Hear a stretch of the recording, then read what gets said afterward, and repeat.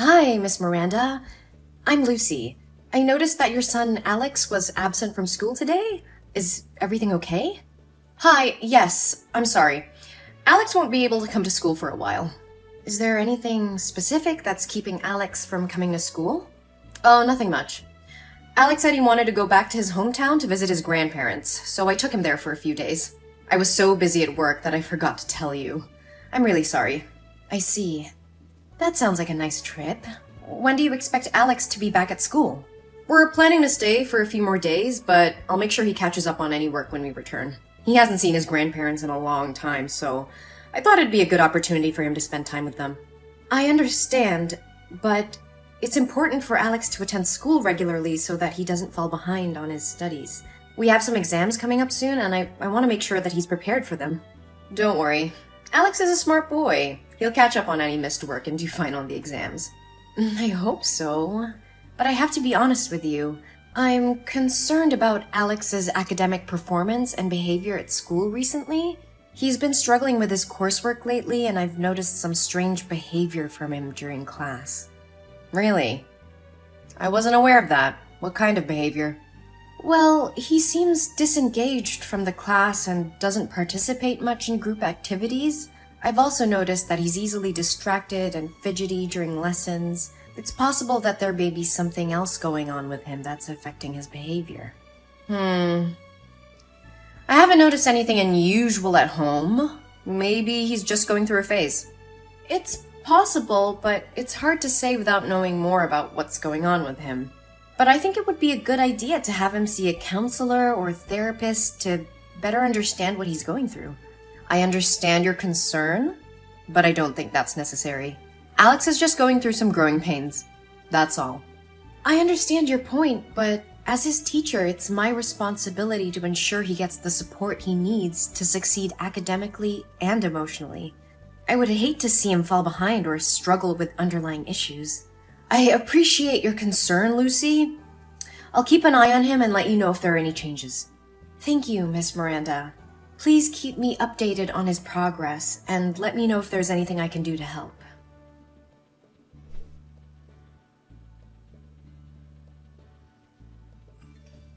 Hi, Miss Miranda. This is Lucy.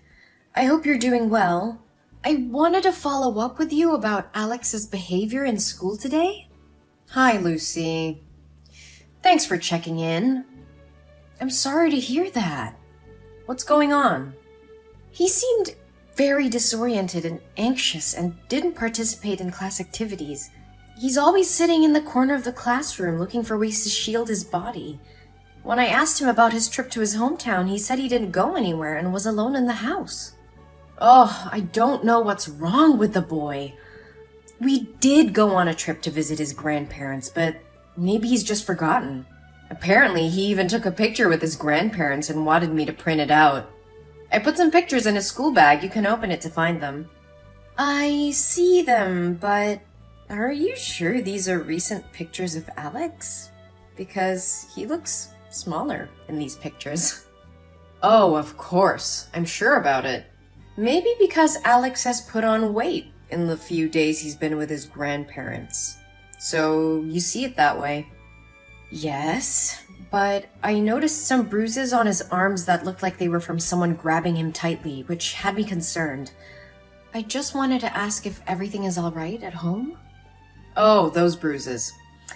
Yeah, he fell down while playing with his friends. It's nothing to worry about. I can't say for sure, but the bruises looked suspicious. And how Alex acted today made me think that something might be going on at home. Miss Miranda, I have to be honest with you. I'm concerned that Alex may have been abused.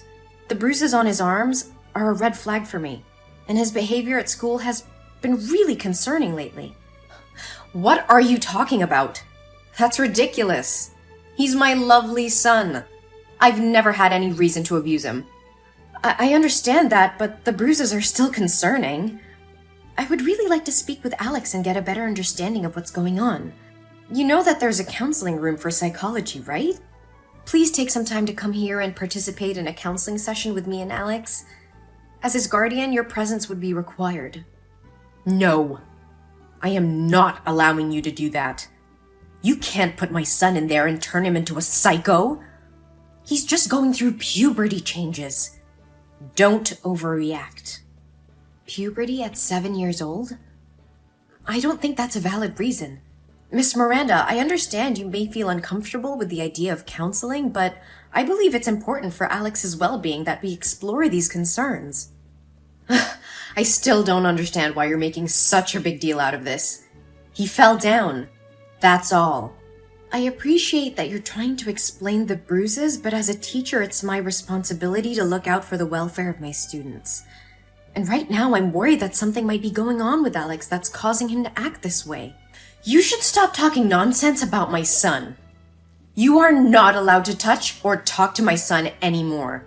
I will find a psychiatrist myself, so he'll be treated on my terms. We are dealing with some personal matters that we would rather keep private. I'm going to school to pick him up right now. I understand your concerns about privacy, but as Alex's teacher, it's important for me to ensure that he's getting the support he needs to succeed academically and emotionally. Please let me know if there's anything I can do to help.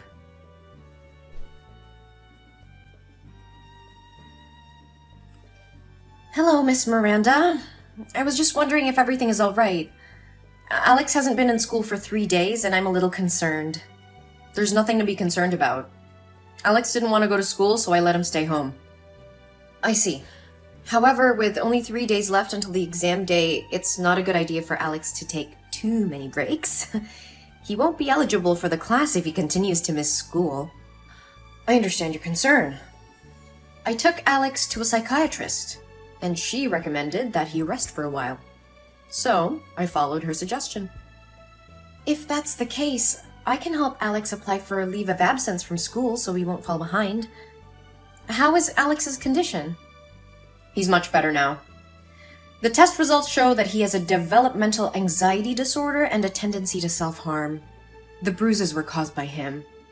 Lately, he's been experiencing a lot of anxiety, and it's been difficult for him to attend school. I'm sorry to hear that. Anxiety can be really tough to deal with. I would like to visit Alex to see how he's doing and offer any assistance I can. Could you arrange that? I appreciate your concern, but it's not necessary. We're taking care of everything at home, and Alex is receiving the support he needs. I understand. Can I at least drop Alex some study materials, assignments, and study guides? I just want to make sure he's doing okay. We're working with a tutor to make sure he doesn't fall behind, so I think he'll be fine. Thank you for your concern, but I'd prefer it if you didn't visit him now. We just want some privacy to deal with the situation. Of course, Miss Miranda. Please let me know if there's anything else I can do to support Alex.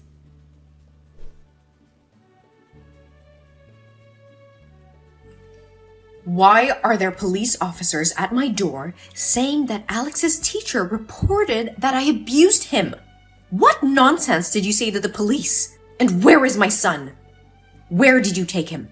I reported a serious child abuse case that occurred to my student Alex. I am just trying to protect him. What are you talking about? If you don't have proof, why are you accusing me? Are you trying to kidnap my son? I would never do anything cruel to Alex as you and your boyfriend did.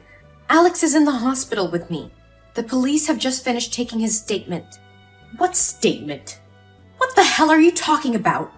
After class today, I had to pass by your house. I noticed that your house was locked from the outside, even though you said you were at home with Alex. There were crumpled pieces of paper all over your yard with SOS written in Alex's handwriting. And I called out to Alex and tried calling you, but you didn't pick up. So I went inside to check. Alex was lying motionless on the floor, covered in whip marks and bruises. He was unconscious. This is outrageous. How dare you enter my property without my permission? You have no right to do that. Go ahead.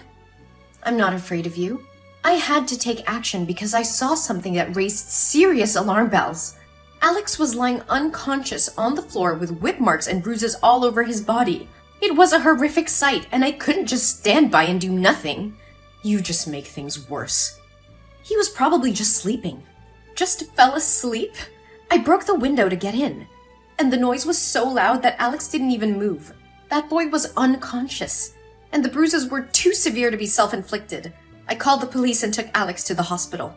But I already told you he is mentally ill and tends to harm himself. He's hit himself before, and I wouldn't be surprised if he did it again.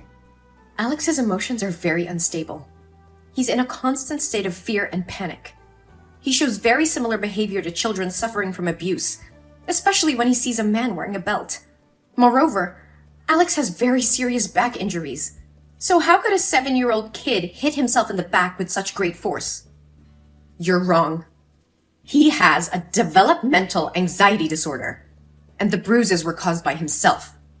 The psychologist at the hospital checked Alex, and they said his emotions were very similar to those of an abused child. It's clear that he was physically abused, and you're responsible for it. This is ridiculous! You have no right to accuse me of abuse. I would never hurt my son. I'm not accusing you of anything, but the evidence speaks for itself. Alex's injuries are consistent with physical abuse, and as his teacher, it's my duty to report any suspicion of child abuse to the authorities. Moreover, Alex told us everything. Sam, what you did to your son is despicable. You starved him for 3 days and then left him alone to go on a trip with your boyfriend. And to make matters worse, you are the one who let your boyfriend hit him. He said he begged for your help, but you did nothing but sat on the sofa and watched that man hit Alex with a smile on your face. How could you do that to your own flesh and blood? I don't have to explain anything to you. Alex is my son, and I can do whatever I want with him. No, you cannot. Child abuse is a serious crime, and you will face the consequences of your actions. I have already reported the abuse, and they will take all the necessary measures to ensure Alex's safety. You can't prove anything. It's your word against mine. That freaking kid just imagined it all. Oh, I have proof. The hospital documented Alex's injuries, which will be useful as evidence in court. And let me remind you, there were crumpled pieces of paper with SOS written on them all over your yard. Your son was clearly trying to ask for help, and you ignored his cries. I don't care about your accusations. You will regret getting involved in my business. I will not regret doing what's right for my student. Alex deserves to live in a safe and healthy environment, not in a home where he is starved and abused, and I will make sure justice is served for him. You don't know anything about me or my family. Mind your own business and stay out of our lives. I will not turn a blind eye to child abuse. It's my responsibility as a teacher and as a human being to protect children from harm. I will continue to report any suspicious behavior or signs of abuse, no matter who it involves. Listen, I understand that you care about Alex, but I also know that kids can make things up. Alex could have just fallen and injured himself. You don't want to ruin my life and my family's life over something that might not be true, do you? I'm willing to pay you a large sum to testify that Alex lied about the abuse. I won't do it. Alex didn't lie, and I won't perjure myself in court just because you want to cover up your crimes. I can't turn a blind eye to what Alex is going through. Money won't change my mind. But think about it. You could have all the money you need. No more struggling to make ends meet. Just say that Alex made it all up, and we can put this whole thing behind us. I can't do that, Miranda. Money won't make me betray a child who needs help. I won't let you get away with abusing your own son. And you should be ashamed of yourself for even suggesting such a thing. I'm not afraid of you, Miranda. I'll do whatever it takes to protect Alex. I can't understand. Why are you so determined to protect that brat? Because I can relate to his situation. When I was a child, I was also a victim of abuse, but nobody helped me at that time. I know firsthand how it feels to be helpless and vulnerable, and I don't want anyone else to go through what I went through. You know you'll never be able to stop all the abuse. Let's just skip it this time, and take the money. I know it, but it's time to break the cycle of abuse and neglect. I will do everything in my power to make sure Alex gets the love and care he deserves. You should stop talking nonsense. One day you'll have to pay the price for meddling in other people's family affairs, bitch! Hey! Answer me! I will kill you! Damn it!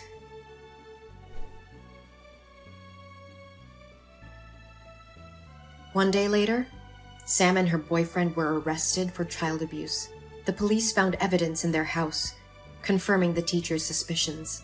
Miranda and her boyfriend were charged and sentenced to jail for their heinous crimes. Meanwhile, Alex is recovering very well under the care of me and other friends and teachers in school. With love and care, he regained his strength and confidence. I have become his legal guardian, and he's thriving under my care.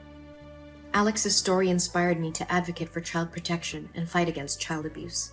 I started a campaign to raise awareness about child abuse and to promote the importance of reporting any suspicion of abuse.